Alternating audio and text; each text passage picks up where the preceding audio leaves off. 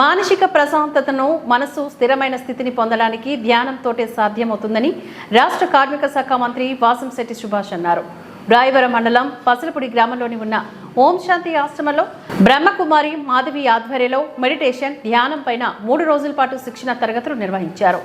రాజస్థాన్లోని మౌంట్ అబూ నుంచి భగవాన్ బాయ్ ముఖ్య అతిథిగా విచ్చేసి శిక్షణ తరగతులను నిర్వహించారు. ఈ తరగతులు ముగింపు కార్యక్రమానికి మంత్రి సుభాష్ ముఖ్య అతిథిగా హాజరై మాట్లాడుతూ ధ్యానంతోని మానసిక రుగ్మతలు తొలగిపోయి పరిపూర్ణ ఆరోగ్యాన్ని పొందవచ్చని అన్నారు.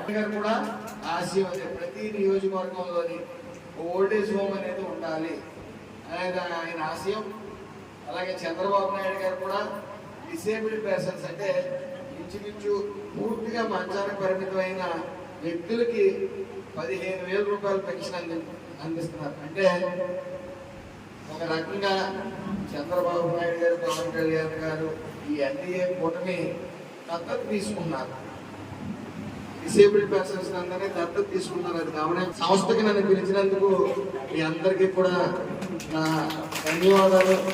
మరి ఇందులో ఈ సంస్థ ద్వారా నా వంతు సాయం ఎప్పుడైనా సరే, ఏ విధంగా అయినా సరే మీరు రావట్లకు ఫోన్ చేయండి. మీరు వస్తే మిమ్మల్ని అవమానించినట్టే. ఇలాంటి గొప్ప మరొకసారి మీ అందరికీ కూడా అభినందనలు. అది మాటలు ఎలా చెప్పాలో తెలియట్లేదు, కానీ ఇలాంటి మీరందరూ కూడా ఇలా ఎప్పుడు నవ్వుతూనే ఉండాలి. మీరు కూడా ఇలాగే సంస్థని సమర్థవంతంగా నడపాలని కోరుకుంటా ఉన్నాను. Thank you.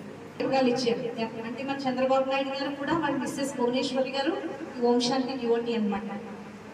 Mount Abu Rajasthan కూడా వచ్చారు మన చంద్రబాబు నాయుడు గారు. అక్కడ క్యాన్సర్ అకాడమీ చూసి ఇలాంటిది మన ఆంధ్రాలో తయారవ్వాలి అని చెప్పి హైదరాబాద్ లో 33 ఎకరాలు ఇచ్చారు.